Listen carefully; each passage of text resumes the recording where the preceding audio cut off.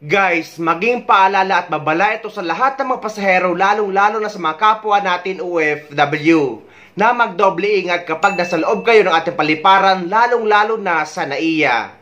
Dahil isang dayuhan ang tinangay ang maleta ng isang OFW na papunta sa bansang Kuwait. Ayon sa ulat, isa ding pasahero ang nagsumbong matapos niyang makita ang nasabing dayuhan na kinuha niya or binitbit niya ang maleta na hindi naman sa kanya. Pansamantalang hinuli or hinold ang nasabing dayuhan, ngunit dahil nga wala naman itong dala pinagbabawal at illegal sa kanyang bag, ay kalaunan ay pinakawalan din ito. Ngunit nagtataka daw ang otoridad kung paano ito nakapasok sa airport na wala ngang kahit anong dalang pagkakakilanlan or mga IDs kagaya ng passport, ticket or anumang dokumento.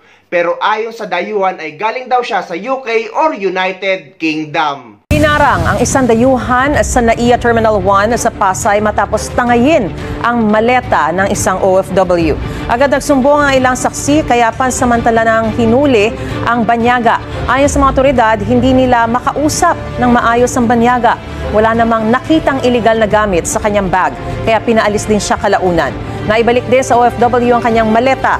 Nang kuna ng pahayag ang dayuhan, sabi lang niya naggaling siya sa United Kingdom.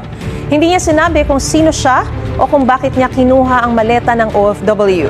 Wala pang pahayag ang pamunuan ng NAIA at Bureau of Immigration kaugnay sa insidente.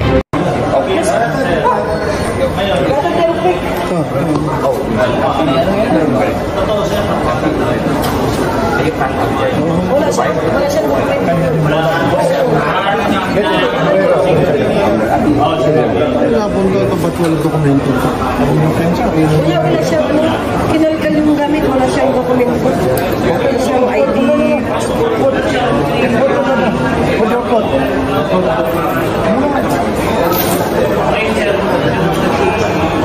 Iwan mo yung bag mo?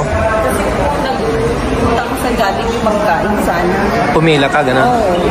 Pagbalik? Marami kami nagpila. Pagkabalik ko, wala. Oo. Kaya nagtanong ako sa upuan kung saan nila linagay. Tapos may lalaki na nagsabi na, halika sa mami, kita po naman. Pero mo dinala yan ng lalaki na yan? Hindi.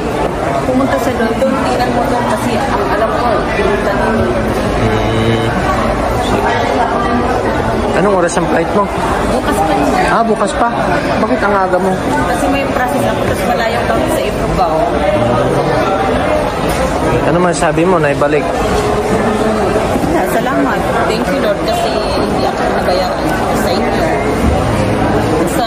Sa babae na nakakita nito. Hindi mo ba yung pinagbilin yan? Kanina? Hindi.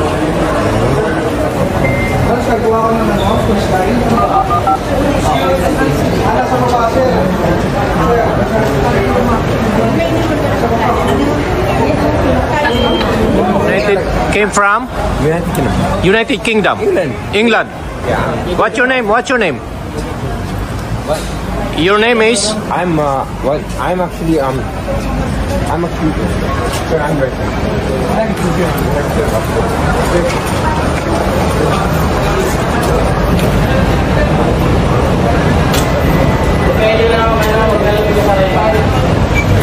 Pero parang may mali sa sitwasyon na ito at sa ginawa ng ating otoridad. Bakit nila pinakawalan ang nasabing dayuhan ng ganun-ganun lang?